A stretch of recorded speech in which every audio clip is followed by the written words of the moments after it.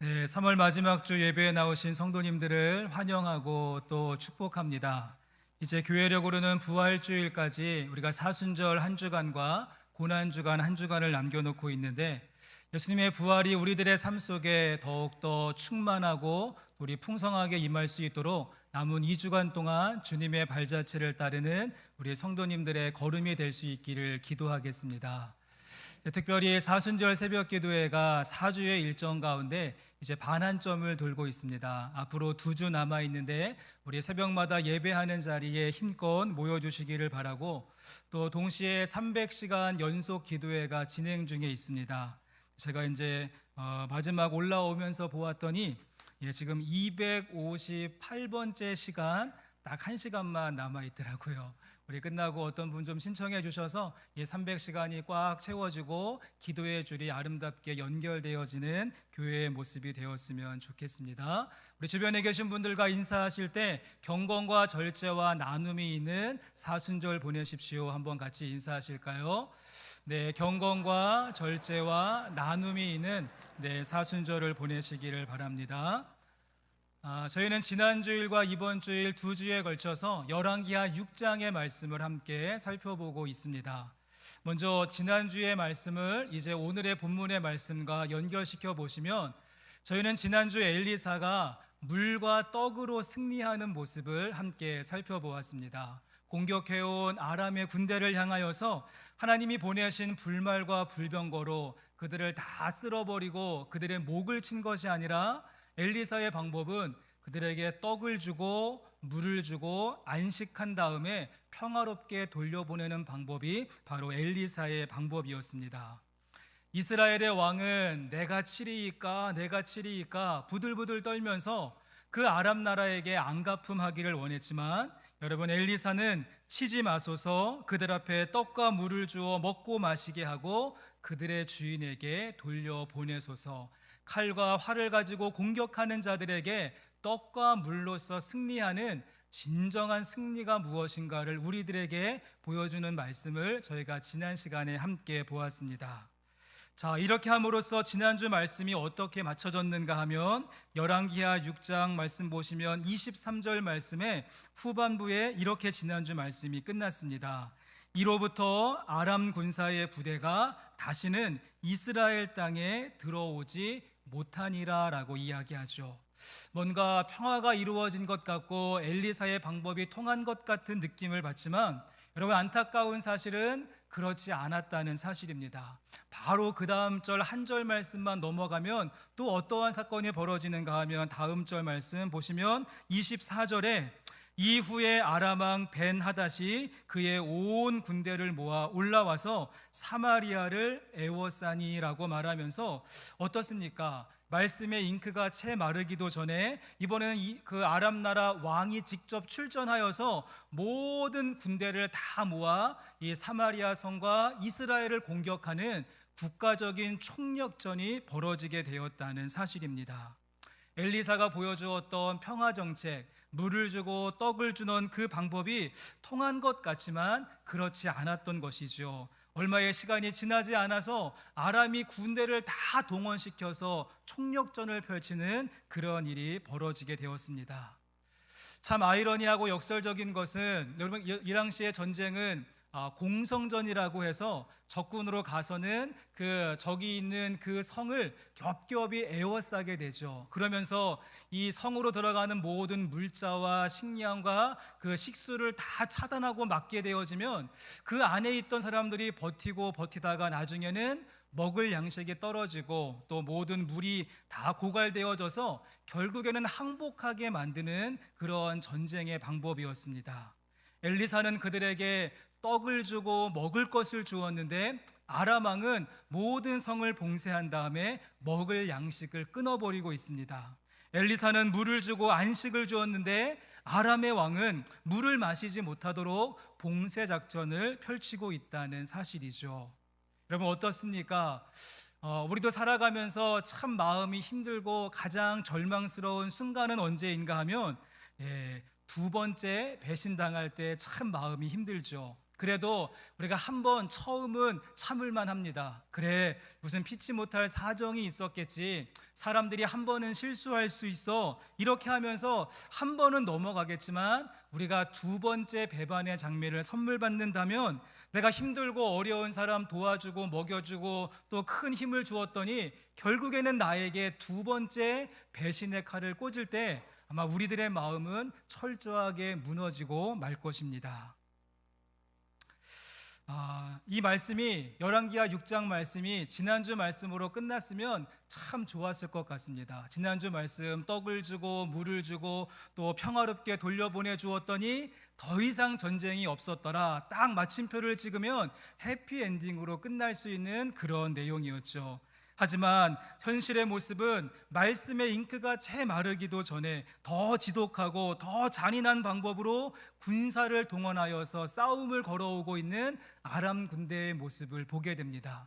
지난주 말씀으로 이 6장 말씀이 끝났다라고 한다면 그렇구나, 떡과 물이 승리하는 방법이구나, 인도주의가 그리고 평화 정책이 해답이었구나, 우리가 용서하고 베풀어주고 또 이렇게 우리의 사랑을 흘려보내면 결국에는 이기는구나, 이러한 깨달음과 훈훈한 분위기로 끝나게 될 텐데 여러분, 현실의 모습은 그렇지 않았습니다.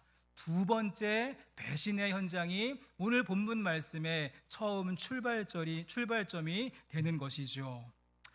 또 그런가 하면 여기에 더하여서 이제 밖에서 공격하는 적들의 공격도 참 많이 힘들었는데 이 엘리사와 이스라엘 백성들을 더 힘들게 만든 것은 이제 안에서부터 터져 나오는 내부적인 압박의 모습도 있었다는 사실입니다.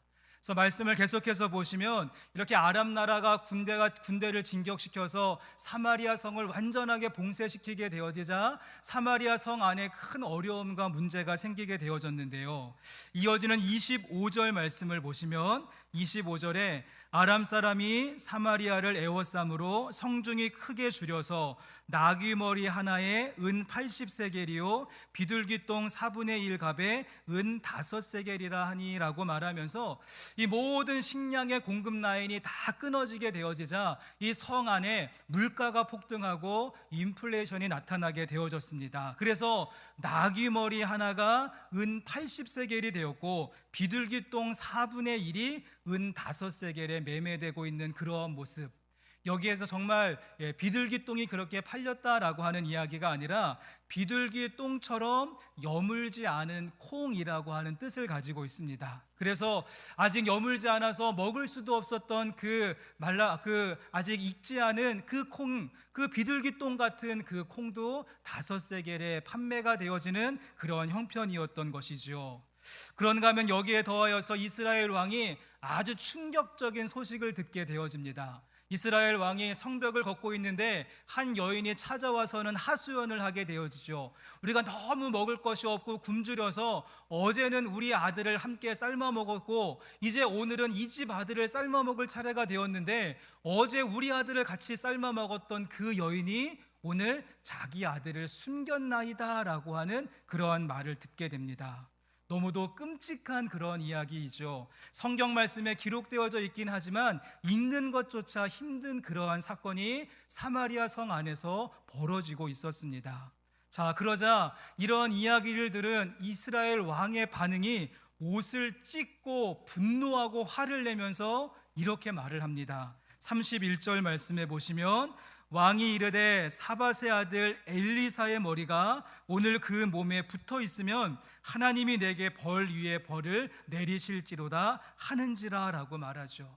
여러분, 이스라엘의 왕이 제대로 화가 나고 정말 화가 났습니다. 그래서 하나님의 이름을 거론하기는 하지만 이 말의 의미는 내가 당장 저 엘리사 죽여버리겠다, 내가 당장 왕의 호위무사를 보내서 저 엘리사를 처단시키겠다라고 하는 강한 의지의 표현이라는 사실입니다.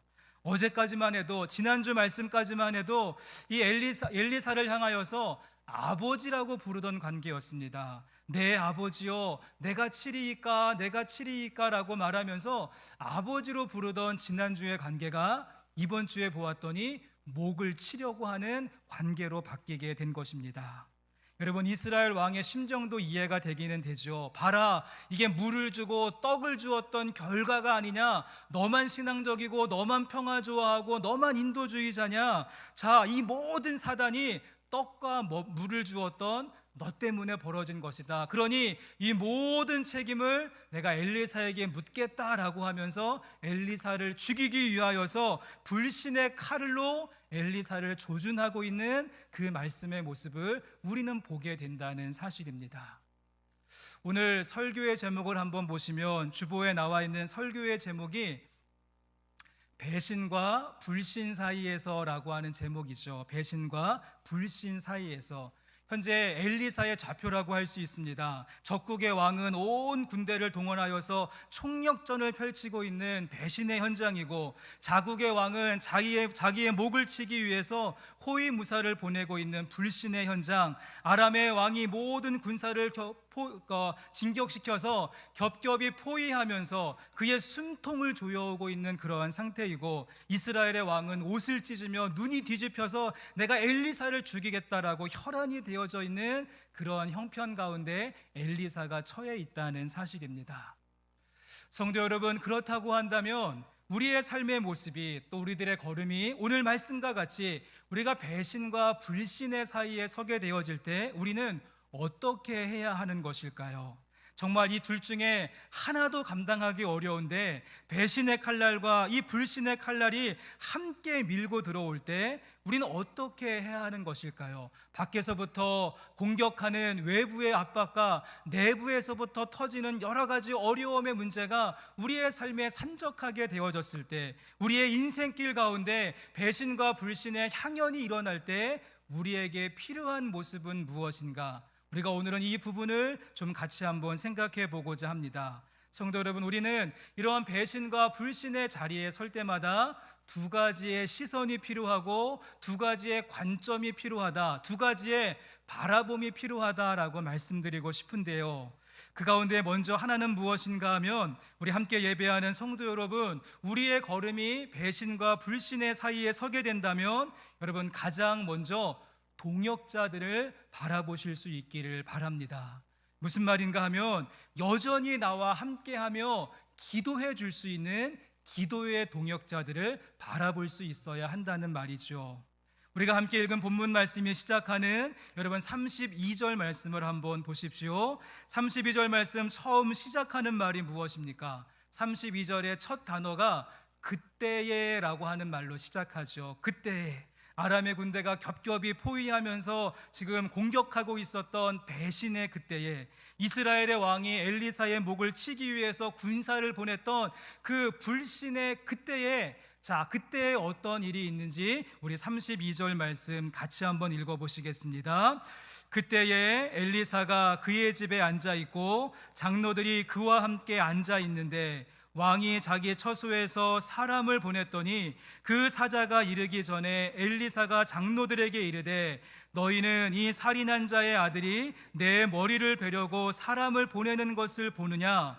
너희는 보다가 사자가 오거든 문을 닫고 문 안에 들이지 말라. 그의 주인의 발소리가 그의 뒤에서 나지 아니하느냐 하고.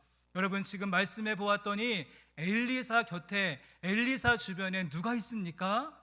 이스라엘의 장로들이 함께하고 있었다는 사실입니다. 여러분, 지난주 본문 말씀에 등장했던 하나님이 보내신 불말과 불병과가 오늘 본문 말씀 속에는 등장하거나 보이지를 않습니다. 하지만 오늘 말씀 가운데 엘리사 곁에는 그와 함께 할 수 있었던 믿음의 동역자들, 이스라엘의 장로들이 엘리사와 함께 그 집에 머물러 주고 있었다는 사실입니다. 엘리사는 배신과 불신의 현장 가운데 홀로 던져져 있었던 것이 아니라 그 참담한 현장 가운데 왕이 보낸 호위부사들의 말을 거부하고 어명을 듣지 않고 죽음을 각오하며 엘리야와 함께할 것을 다짐했었던 이스라엘의 장로들, 그 믿음의 동역자들이 엘리사와 함께 있었던 것이죠. 아마 엘리사는 지난주에 보았던 하나님께서 보내신 불말과 불병거를 보면서 큰 마음의 힘과 위로를 얻었겠지만, 오늘 말씀 가운데 또 한 번 그와 함께하고 있었던 믿음의 동역자들을 보면서 불말과 불병거만큼이나 큰 힘과 위로를 얻지 않았을까요? 여러분, 하나님의 방법은 사람에게 받았던 그 배신의 감정을, 그리고 사람에게 느꼈던 그 불신의 절망을 똑같이 사람을 통하여서 회복하게 하셨다는 사실입니다. 마치 이 엘리사의 스승이었던 엘리야가 나만 혼자 남았거늘 하면서 탄식과 절망 가운데 우울함에 빠져 있을 때, 하나님께서 그 엘리야에게 바알에게 무릎 꿇지 않는 7,000명을 만나게 하셨던 것처럼, 오늘 말씀 가운데 배신의 칼날과 불신의 칼날이 넘나들고 있는 그 현장 가운데 하나님은 엘리사 곁에 함께 할 수 있는 믿음의 동역자들, 그래서 끝까지 그 자리를 지키며 함께 연대하고 연합할 수 있는 하나님의 사람들을 준비해 놓으신 줄로 믿습니다. 여러분, 그렇습니다. 제가 이 앞에 서서 여러분들에게, 여러분 하나님을 바라보십시오, 하나님이 여러분과 함께 하십니다, 하나님의 불말과 불병거가 여러분과 동행할 것입니다, 이렇게 제가 멀리서 선포하는 여러분이 목사의 말보다 오늘 예배 시간 가운데 내 옆에 조용히 와서 힘들고 어려운 내 사정 알면서 손 꼭 잡아주고 어깨 토닥토닥 하면서, 많이 힘드시죠? 힘내세요, 제가 함께 기도하겠습니다, 우리 함께 기도합시다, 이렇게 손 잡아주며 어깨 토닥토닥하며 기도해주는 권사님과 집사님과 성도님의 그 손길이 솔직히 우리 가운데 더 은혜가 된다는 것입니다. 성도 여러분, 한번 곰곰이 생각을 해보시고 여러분의 주위를 한번 둘러보실 수 있었으면 좋겠습니다. 지금 내 주위에는 내가 정말 진심으로 기도를 부탁할 수 있는 기도의 동역자가 내 주변에 있는가? 내가 배신과 불신의 그 절망의 나락에 떨어질 때 내가 부끄러워하지 않고 내 모든 속마음을 이야기하며 기도를 부탁할 수 있는 믿음의 식구가 있는가? 여러분, 또 반대로 나는 누군가 나에게 기도 부탁을 할 때 정말 함께 기도해 줄 수 있는 기도의 준비가 되어져 있는가? 그 사람의 아픔과 고통과 어려움을 공감해 줄 수 있는 그 마음의 기도, 그 중보 기도의 자세가 나는 준비가 되어져 있는가? 사람들이 막 기도 제목을 나누다가도 내가 짠 하고 나타나면은 나를 통해서 안 좋은 소문이 퍼질까봐 기도 나누는 것을 멈추게 만드는 나는 그러한 사람인가? 아니면 사람들이 긴급적인 기도 제목이 생겼을 때 가장 먼저 전화해서 기도 부탁을 해줄 수 있는 그러한 연결고리가 있는 사람인가? 여러분의 모습은 어떠십니까? 예배를 끝나고 자주 목격되는 풍경입니다. 예배가 다 마쳐지고 저 뒤에서 다 이제 인사를 하고 성도님들 다 배웅해드리고 다시 이제 본당에 들어와 보면 집에 가지 아니하시고 여기저기 군데군데 335 모이셔서 함께 손붙들고 기도하는 모습을 목격할 때가 있죠. 가운데 정말 힘들고 어려운 일 만나신 분들을 가운데 놓고 손잡고 어깨 두드려 가면서 함께 눈물로 기도하는 그 모습을 볼 때, 여러분, 그 성도님은 목사의 설교보다 그 손잡아 주었던 성도님의 간절한 기도에 더 큰 은혜를 받고 새로운 힘을 받고 일상의 삶으로 돌아가게 될 것입니다. 여러분, 저도 그렇습니다. 간식으로 먹으라고 딸기 보따리 갖다 주시는 분도 참 고맙고 감사한데, 저에게 기도 보따리를 갖다 주시는 분이 저는 더 좋습니다. 지난주 수요일도 예배 끝나고 어떤 권사님 조용히 나가시면서 이렇게 가정의 기도 제목을 적어서 저한테 쓱 내밀고 가셨던 그런 기억이 있는데, 저는 그런 기도의 내용들을 받을 때마다 나의 사명과 역할이 무엇인지 깨닫게 되고 다시 한번 무릎 꿇어야 되는 이유를 발견하게 되어집니다. 우리 함께 예배하는 성도 여러분, 우리 교회 가운데 다른 것은 몰라도 우리 서로 마음을 합하여서 또 어려운 형편과 내용들을 가지고 우리 함께 기도해 줄 수 있는 이 기도의 네트워크는 우리가 조금 더 촘촘해지고 조금 더 긴밀해지는 그런 은혜가 우리 교회 공동체 가운데 있기를 원합니다. 우리 교회 안에 학연, 지연, 혈연, 이 모든 것들 뛰어넘어서 말이 되는지는 모르겠지만 기연, 기도로 연결되어지는 그 기도의 그러한 풍성한 또 깊이 있는 네트워크가 우리 가운데 있기를 원합니다. 그래서 문제를 만난 사람이, 또 어려움 가운데 있는 사람이, 장애물을 만난 사람이, 낙심과 절망 가운데 있는 사람이 우리 교회 안에 연결되어져 있는, 기도에 연결되어져 있는 기연, 그 기도의 동역자들과 함께 기도하며 새로운 힘을 공급받는 그 은혜가 우리 교회 공동체 가운데 가득할 수 있기를 소망합니다. 제가 개인적으로 참 좋아하는 성경 구절 가운데 전도서 4장에 이런 말씀이 있습니다. 저희가 몇 주 전 금요기도회 때 본문이기도 한데요, 전도서 4장 9절부터 12절까지의 말씀을 제가 한번 읽어보겠습니다. 두 사람이 한 사람보다 나음은 그들이 수고함으로 좋은 상을 얻을 것임이라.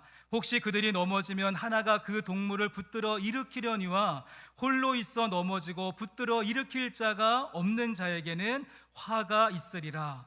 또 두 사람이 함께 누우면 따뜻하거니와 한 사람이면 어찌 따뜻하랴. 한 사람이면 패하겠거니와 두 사람이면 맞설 수 있나니 세 겹줄은 쉽게 끊어지지 아니하느니라. 아멘. 여러분, 무엇이 쉽게 끊어지지 않습니까? 기도로 연결되어지는 기도의 세 겹줄은 쉽게 끊어지지 않는다는 사실입니다. 여기 마지막 12절 말씀에 두 사람이면 맞설 수 있나니 라고 하는 부분에 영어 성경을 보시면 stand back to back, 그래서 서로 등을 맞대고 서 있는 모습을 이야기하죠. 우리들의 삶의 모습 속에 배신의 칼날이 우리의 등에 꽂히려고 할 때마다, 불신의 칼날이 우리의 뒷목을 치려고 할 때마다 우리가 함께 등을 맞대고 서서 함께 중보하며 기도하게 되어질 때에 우리 가운데 맞서 싸워 승리할 능력이 그 기도의 자리를 통하여서 임하게 되는 줄로 믿습니다.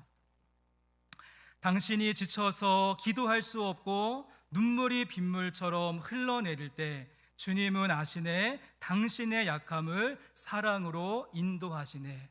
여러분 잘 아시는 복음성가인데요, 후렴 부분이 어떻습니까? 누군가 널 위하여 누군가 기도하네. 내가 홀로 외로워서 마음이 누군가 널 위해 아이고, 감사합니다. 제가 여기서 울지 않으려고 1부 때 눈물이 나서 울지 말자 제가 계속 다짐을 했는데, 지금 성령 충만하지 않고 여성 호르몬이 충만해가지고 자꾸만 눈물이 납니다. 지난주 금요기도에도 제가 잠깐 이렇게 핑 했더니 어떤 분이 전화해서 혹시 목사님 부부싸움 한 거 아니냐고 그렇게 물어보시던데, 하여튼 여러분 그렇습니다. 우리가 정말 절망의 순간 가운데 있을 때 여러분을 위해서 기도하는 우리 기도의 동역자가 있음을 기억하시면서 우리 속회 안에서 또 클래스 안에서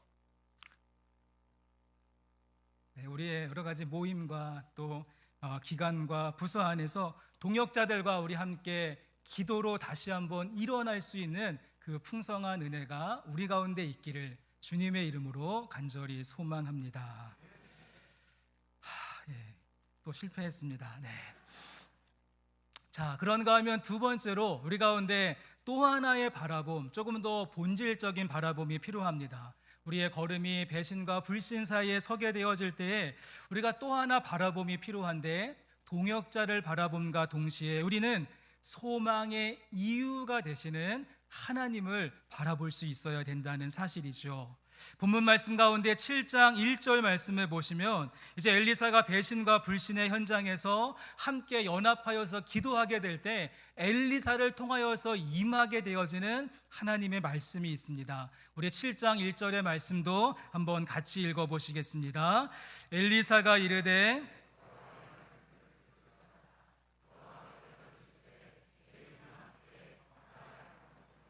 고운 밀가루 한 스아를 한 세겔로 매매하고 보리 두 수아를 한 세겔로 매매하리라 하셨느니라. 아멘. 여러분 어떻습니까? 말씀 속에 보시면 내일 이맘때라고 말하면서 소망의 말씀이 선포되고 있습니다. 그들이 현실 앞에 무릎 꿇지 아니하고 함께 연합하여서 기도하게 될 때 하나님의 소망의 말씀이 오늘 기도하고 있었던 엘리사를 통하여서 내일 이맘때에 하나님께서 이렇게 회복하게 하실 것이다 라고 하는 말씀이 선포되고 있는 것이죠. 지금 주어진 현실은 적군이 이제 온 군대를 동원하여서 겹겹이 포위하고 있는 상태였고, 자국의 왕이 암살단을 보내어서 죽이려고 했었던 그 순간 동서남북 어디에도 길이 없고 앞뒤 좌우 어디에도 해결책이 없었던, 이제 꼼짝달싹 없이 죽을 수밖에 없었던 그러한 처지 가운데 있었지만, 주님께서 그 순간 기도하는 자들에게 소망의 말씀을 주시면서 내일 이맘때에 이렇게 하실 것이다 라고 말씀을 주고 있다는 사실입니다. 여러분, 다음 절인 2절 말씀에 보시면 왕의 그 장관 가운데 한 사람이 엘리사를 조롱하듯이 했던 말 가운데, 여호와께서 하늘에 창을 내신들 어찌 이런 일이 있으리요 라고 하면서 비꼬는 말로 하늘의 창이라고 하는 말을 이야기했는데, 정말 하나님께서 그 하늘의 창을 통하여서 기도하던 그들 가운데 소망의 말씀, 회복의 말씀을 주셨다는 것입니다. 내일 이맘때에 사마리아 성문에서 고운 밀가루 한 스아를 한 세겔에 매매하고 보리 두 수아를 한 세겔에 매매하리라. 내일 이맘때에 하나님께서 그 모든 배신의 칼날을 꺾으시고 그 모든 불신의 칼날을 돌리시면서 원래의 모습으로 회복하시겠다 말씀하신 줄로 믿습니다.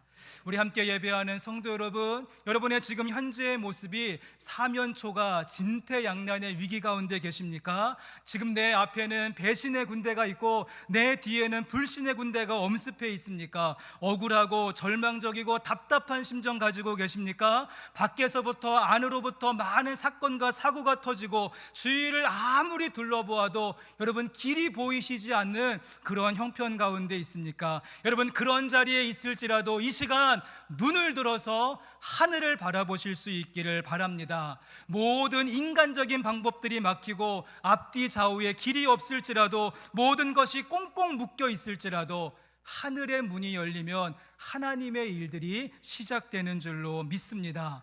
우리가 함께 기도할 수 있는 믿음의 동역자들과 함께 이 땅의 현실에 무릎 꿇지 않고 하나님을 향하여서 무릎 꿇으며 나아가게 될 때, 내일 이맘때에 말씀하시는 하나님의 그 귀한 음성이 하늘의 창을 열고 여러분이 기도하는 그 자리 가운데 임하게 될 줄로 믿습니다. 저희 본당 아래층 비전홀에 가시면 이렇게 앞에 강단에 예레미야 33장 3절 말씀이 붙어 있습니다. 예레미야 33장 3절 말씀, 저는 이 말씀을 긴급 기도 333이라고 이름을 붙였는데요, 여러분 잘 아시는 말씀이죠. 예레미야 33장 3절에 너는 내게 부르짖으라 내가 내게 응답하겠고 내가 알지 못하는 크고 은밀한 일을 내게 보이리라 라고 말씀합니다.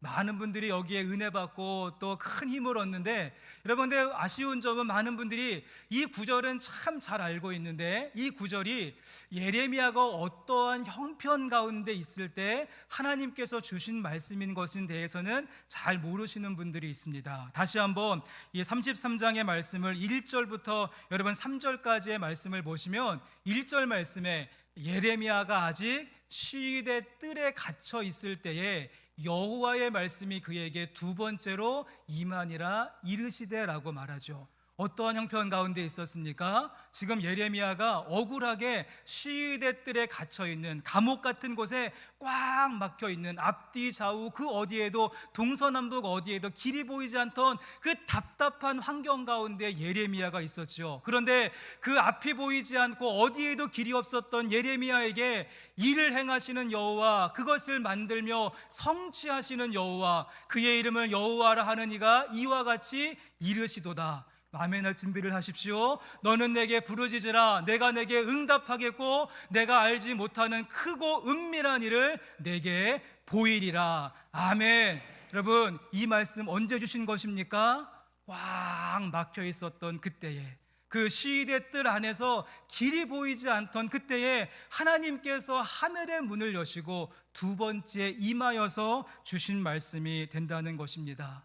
저와 여러분의 지금 현재의 모습이 내가 앞을 보아도 길이 보이지 않고 뒤를 돌아보아도 돌아갈 길이 없고 오른쪽을 봐도 깝깝하고 왼쪽을 보아도 막막한 모습 가운데 있을지라도 여러분 그 자리에서 하늘을 바라보실 수 있기를 바랍니다. 하늘을 향한 길과 그 문은 창세 이후로 한 번도 닫힌 적이 없다는 사실입니다.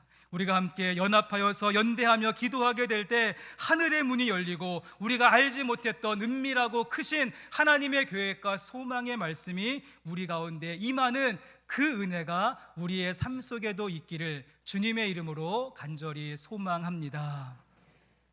이제 말씀을 마치려고 합니다. 이것은 제가 인터넷에서 보았던 그런 내용인데요.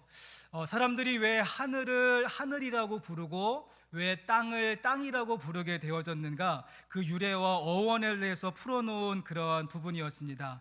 그러니까 인터넷 자료니까 출처가 조금 약하기는 하지만 한번 들어보시면 재미있습니다.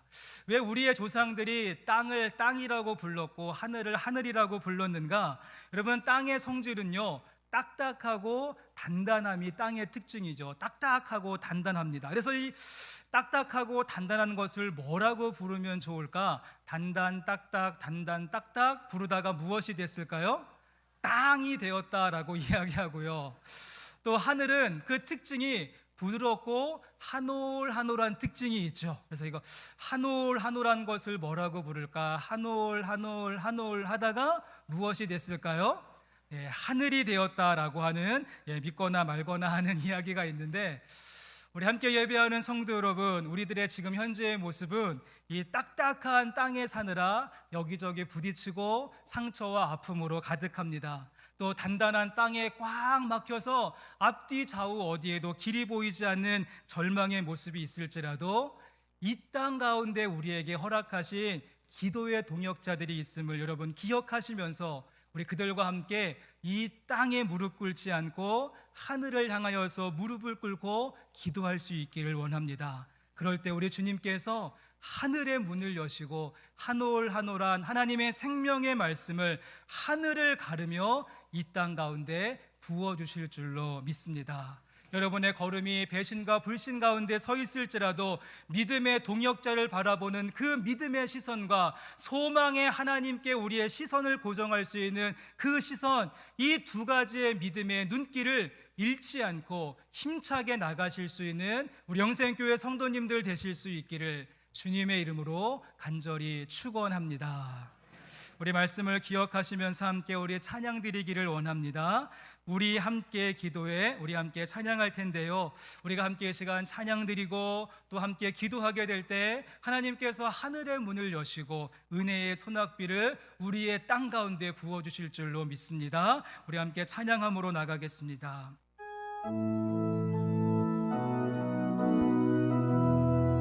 우리 함께 기도해 함께 기도해 주 앞에 나와 무릎 꿇고 아멘. 긍휼 베푸시는 주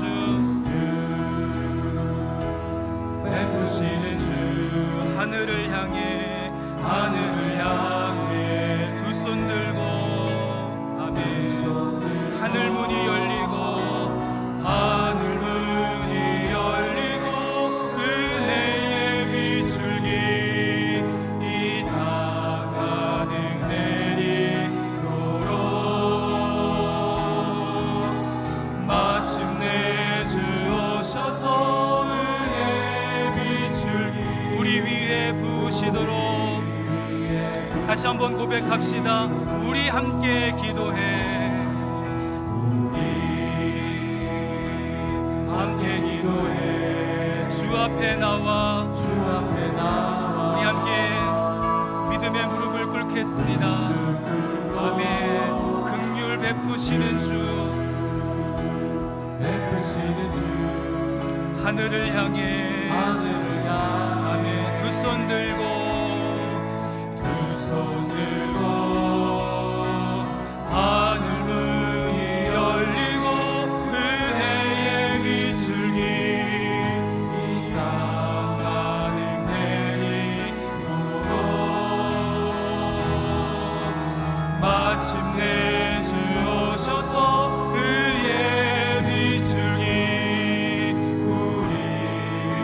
다시 한번 고백합시다.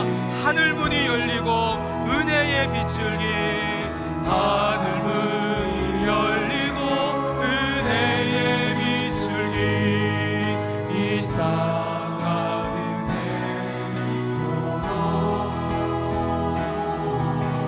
마침내 주셔서 그의 빗줄기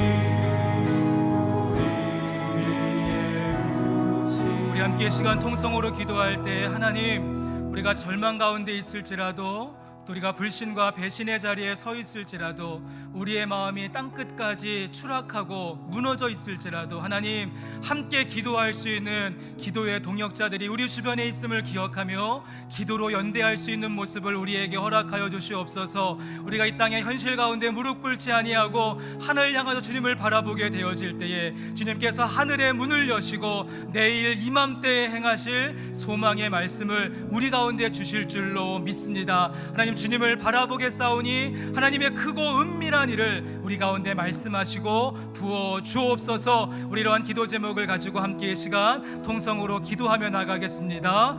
하나님 감사합니다. 오늘도 우리에게 귀한 말씀 주시고 우리의 삶을 보살피시고 인도하시는 하나님의 은혜의 보좌 앞으로 나오게 해주시는 거 감사합니다. 우리의 무너진 마음들 가지고 주님 앞에 나왔습니다. 우리의 상처받고 아버지 신음하고 지금도 절망 가운데 있는 우리의 형편과 처지를 가지고 주님 앞에 나왔습니다. 우리를 위해서 누군가 기도하고 있다는 사실을 우리가 깨닫게 하시고 우리가 함께 마음을 모아서 기도하게 될 때 하늘의 문이 열리고 우리의 은혜의 빗줄기를 부어주시고 회복의 말씀을 부어주실 하나님만 온전하게 바라보며 우리가 은혜 앞으로 나아갑니다. 우리의 심령을 새롭게 하여 주시옵소서. 우리로 하여금 새로운 은혜를 더하여 주시고 권능과 충만함으로 부어주셔서 넘어진 자들 다시 한번 일으켜 세워주시고 소망을 잃은 자들에게 말씀을 주시고 오늘도 깨어나 하나님의 은혜의 보좌 앞으로 나아갈 수 있도록 우리의 심령을 굳게 세워 주시옵소서. 함께 하실 주님만 바라봅니다. 우리의 심령으로 늘 충만하게 하여 주시옵소서. 사랑과 은혜의 하나님, 오늘 주신 말씀을 통하여서 우리로 하여금 다시 한번 무엇을 바라보아야 될 것인가 깨닫게 하신 거 감사합니다. 절망의 자리에 설 때마다, 우리의 마음이 무너질 때마다, 그 어디에서도 길을 찾을 수 없을 때 하나님, 함께 기도할 수 있는 믿음의 동역자들이 있음을 깨닫게 하여 주시옵소서. 그래서 우리 교회 안에 함께 손 붙들고 눈물로 기도할 수 있는 기도의 아름다운 연결선이 가득할 수 있도록 인도해 주시고, 우리가 함께 눈물 흘리며 주님의 은혜를 바라보며 하늘을 향하여서 기도할 때마다 하늘에 창을 여시고 말씀하시는 주님의 음성을 듣게 하여 주시옵소서. 두려워하지 말라, 내가 너와 함께함이라 말씀하시는 주님의 음성으로 임하여 주시고, 또 주님께서 내일 이맘때에 우리 가운데 역사하시겠다 말씀하셨던 그 음성이 우리의 신비에 새겨지는 시간 되게 하여 주시옵소서. 여러 가지 어려움의 형편을 가지고 이 시간 주님 앞에 간절한 마음으로 기도하는 믿음의 성도들, 육신의 질병과 마음의 질병으로 고통 가운데 있는 우리의 성도들, 삶의 어려움의 문제로 인하여서 지금도 발목이 잡혀있는 우리 믿음의 식구들, 하나님 소망의 말씀과 회복의 말씀과 치유의 말씀으로 임하여 주옵소서. 모든 영광 주님께 올려드리며 거룩하신 예수님의 이름으로 기도합니다. 아멘. 아멘.